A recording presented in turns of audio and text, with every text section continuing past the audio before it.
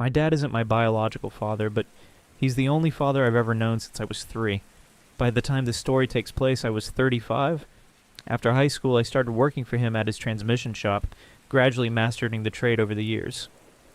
For nearly 2 decades, I spent about half of my career working alongside him, honing my skills until I became an expert, surpassing even his own knowledge and abilities. Despite being highly skilled, I worked for a wage that was about 2/3 of what I should have earned, all under the belief that this was a family business I would one day inherit. I lived in a beautiful 2-story house adjacent to the shop, leased on a month-to-month basis from the same landlord. My wife and stepson lived there with me. When the landlord decided to sell, he simply asked for confirmation that we would continue renting from the new owners. I agreed, but my dad refused. This led to a dispute, and 2 months in, I received a call from the landlord demanding that I vacate immediately.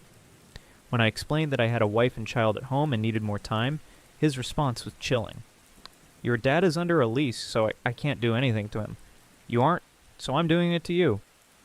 With no other choice, we had to leave.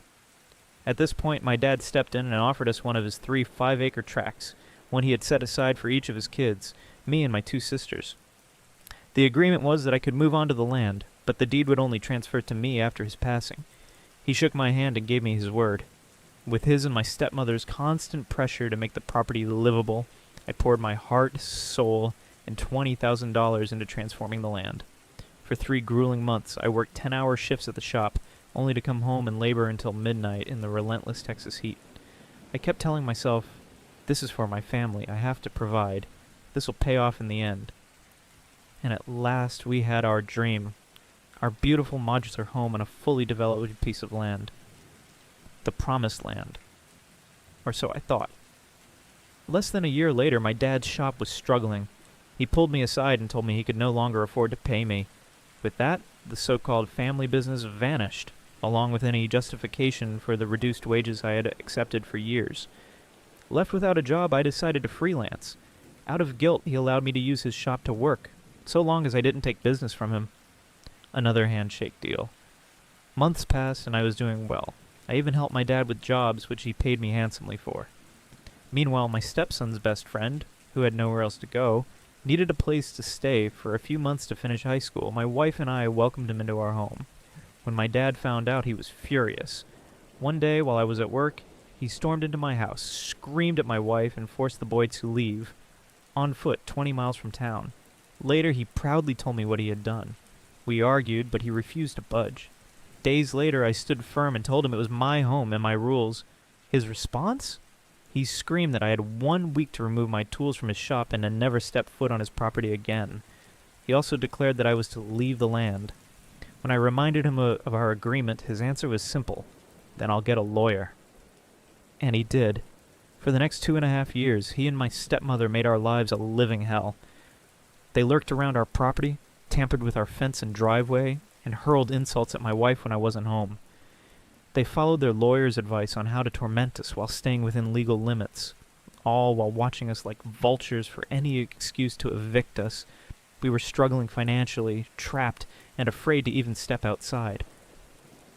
I sent my dad an email, apologizing for whatever I had done, and begging him to stop, explaining that we would be financially ruined if we lost the house. His response was cold and dismissive. Eventually, a dispute over our water well pushed him to order his lawyer to make us go away, no matter what it took. But our fate had other plans. The law firm he hired was one we had previously consulted about the case. Since they had a prior knowledge of our side, I reported them to the Texas State Bar Association for ethical misconduct. Suddenly, he was without legal representation, and we had a court date set. Neither of us won outright, but we weren't forced to move immediately. We were given 1.5 years to relocate in order to pay rent.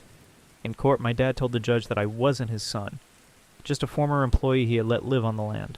Meanwhile, he spread lies to our extended family and mutual friends, telling them I had snuck onto the property after my grandmother's passing to take advantage of the situation.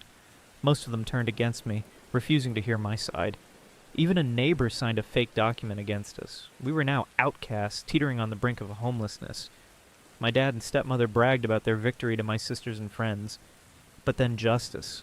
I had been saving every dollar from my side jobs to open my own shop, but I struggled to find a location. My grandmother on my mom's side saw our plight and loaned me $3,000 to help with startup costs.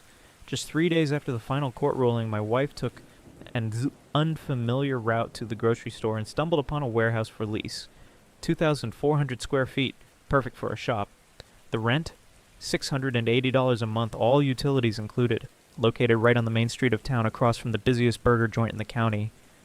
We jumped on it immediately. We opened our shop and ran a radio commercial. My dad was livid. His worst nightmare had come true. The son he had betrayed was now his biggest competitor. And thanks to his years of dishonest business practices, customers flocked to us instead. Soon after, a friend who was tired of paying taxes on land he didn't use sold us a beautiful 2.6-acre property with a pond, huge live oaks, and all utilities already installed for half its market value. Banks practically begged us to take a loan at an incredibly low rate. Now we live peacefully in our dream home, and our business is thriving. As for my dad, word is he's on the verge of financial ruin, but I wouldn't know for sure. We don't talk, and I have no desire to let him back into my life. After all, I was never his son. What I learned: 1. Never take family land without a lawyer and a notarized, legally binding contract. 2. Sometimes family is just another F word. 3. No one wins in court except the lawyers. 4. God is good all the time, even if it's not good at the time or even good for you personally. 5. Root hard or die.